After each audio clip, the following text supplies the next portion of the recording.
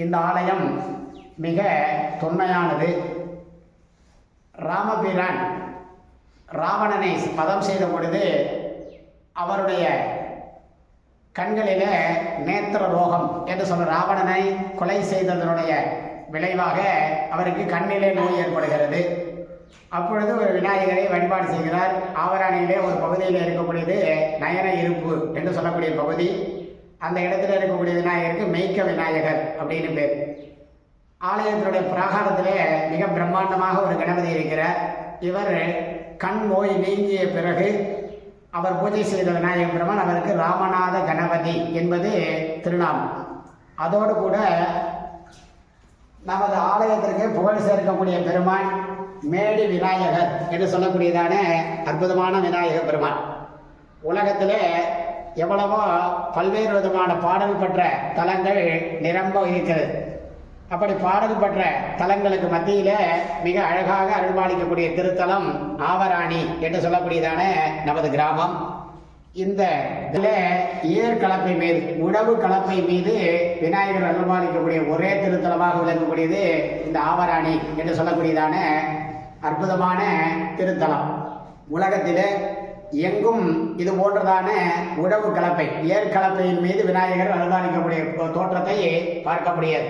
ஒரு காலத்திலே நமது சுற்று வட்டார பகுதியில் இருக்கக்கூடியதான அனைத்து பக்தர்களுமே இந்த கிராமத்தில் பல 25க்கும் மேற்பட்ட கிராம மக்கள் ஒருங்கே கூடி இந்த விநாயகருக்கு வழிபாடுகளை செய்த பிறகு உணவு தொழிலை செய்ய துவங்கியதாக வரலாறுகள். எனக்கு தெரிந்து கூட 25 கிராமங்கள் ஒருங்கே கூடி அந்த வழிபாட்டை செய்து அதற்கு பிறகுதான் உணவு தொழிலை செய்வது வழக்கம். விதை முகூர்த்தம் என்று சொல்லக்கூடியதான வகையிலே அந்த வழிபாட்டை செய்வார்கள்.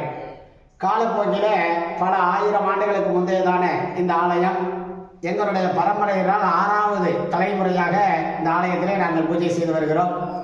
ஒரு 400 ஆண்டுகளாக எங்களது குடும்பத்தினுடைய பூஜையிலே இந்த ஆலயம் இருந்து வருகிறது. காலப்போக்கில் மிக சிதைந்த இந்த ஆலயத்தை பல அன்பர்கள் ஒருங்கே கூடி ஆலயத்தை திருப்பணி செய்து மகா கும்பாபிஷேக பெருவிழா கடந்த ஆண்டு மாசி மாதத்திலே சிறப்பாக எழுதப்பட்டது. வருகின்ற மாசி மாதத்திலே நமது ஆலயத்தினுடைய 1ஆம் ஆண்டு கும்பாபிஷேக தின விழா எதிர்நோக்கி இருக்கிறது. அதில் நமது சக்தி ஆன்மீக அறக்கட்டளத்திலே மிகப்பெரிய கோரிக்கையாக ஆலயத்தினுடைய மண்டபம் மிக சிறியதாக இருப்பதினாலே திருவாயிலில் ஒரு தகர கொட்டகை அமைத்து கொடுத்தால் அது பக்தர்களுக்கும் வசதியாக இருக்கும், சிறிய விழாக்களை நடத்துவதற்கும் ஏதுவாக இருக்கும் என்ற விண்ணப்பத்தை இறைவனுடைய சார்பில் நமது சக்தி ஆன்மீக அறக்கட்டளையை சார்ந்திருக்கக்கூடிய அன்பர்களுக்கு வேண்டுகோளாக வைக்கிறோம். உங்களை போன்ற பல நல்ல உள்ளங்கள், தனவான்கள் இது போன்றதான வழிபாடு செய்வதனால்தான் சைவம் தழைத்து வருகிறது.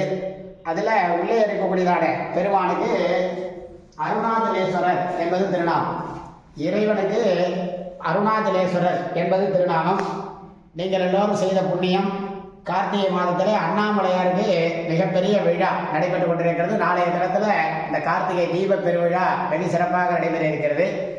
அந்த தீப பெருவிழாவை நடத்துவதற்கு எண்ணெய் கொடுக்கக்கூடியதான வாய்ப்பை எல்லாம் அந்த இறைவன் உங்களுக்கு கொடுத்திருக்கிறேன்.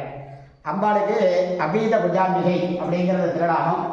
உள்ளே இருக்கக்கூடியதான பராசக்திக்கு அபீத புஜாம்பிகை என்பது திருநாமம். உண்ணாமலை உடனாகிய அண்ணாமலைநாத பெருமான் என்பது திருநாமம்.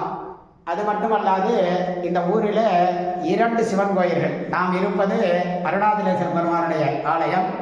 இந்த ஆலய குளம் ஒரு குளம், குளத்திலே வடகரையிலே ஒரு ஆலயம்,